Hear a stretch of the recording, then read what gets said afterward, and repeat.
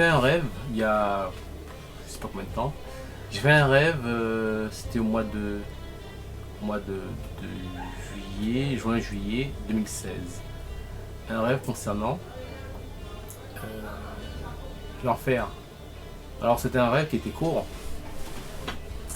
et je me suis vu transporté mais de façon comme si on me portait, comme si j'étais une plume.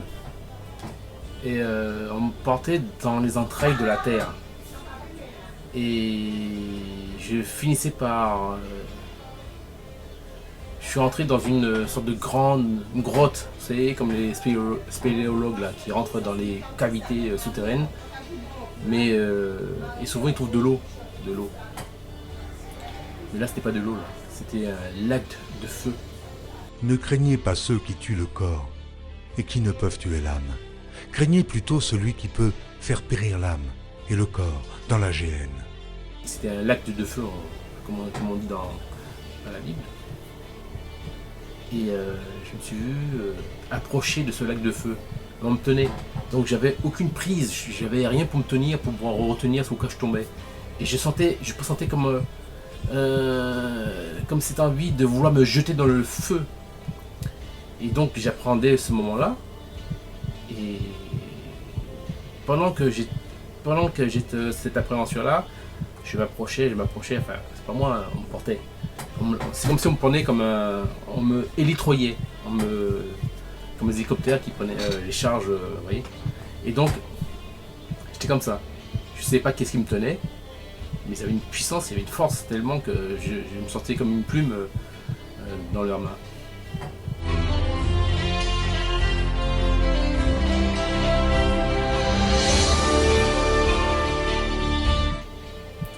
Et donc, j'avais le sentiment qu'ils voulaient m'emmener dans le feu. Alors, je dis, mais puisque je ne peux rien faire, j'attends. Je me vois approcher du feu et à un moment, je me sentais attiré par le lac de feu. Donc ça veut dire que je tombais.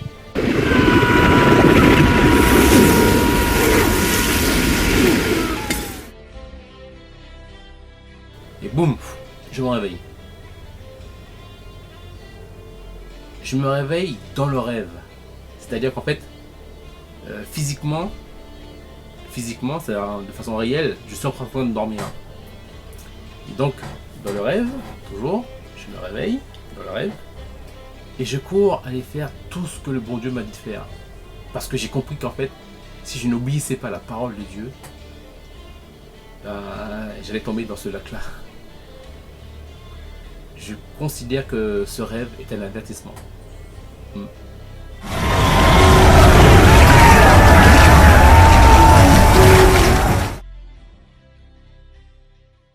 Dieu parle cependant, tantôt d'une manière, tantôt d'une autre, et l'on n'y prend point garde.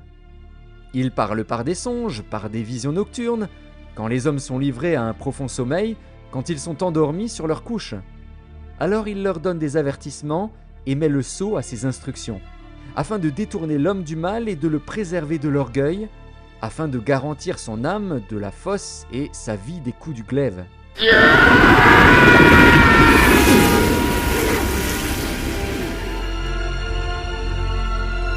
Je vous dis à vous qui êtes mes amis, ne craignez pas ceux qui tuent le corps et qui, après cela, ne peuvent rien faire de plus.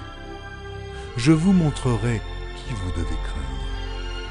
Craignez celui qui, après avoir tué, a le pouvoir de jeter dans la géhenne.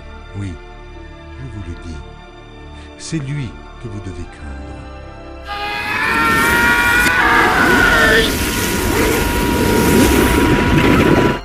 Quiconque ne fut pas trouvé écrit dans le livre de vie fut jeté dans les temps de feu.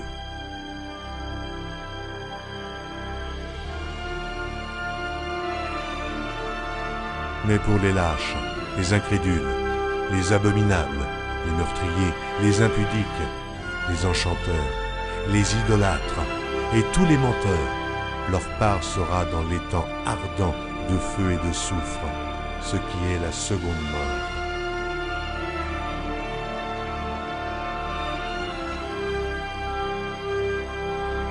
Que celui qui a des oreilles entende ce que l'Esprit dit aux églises.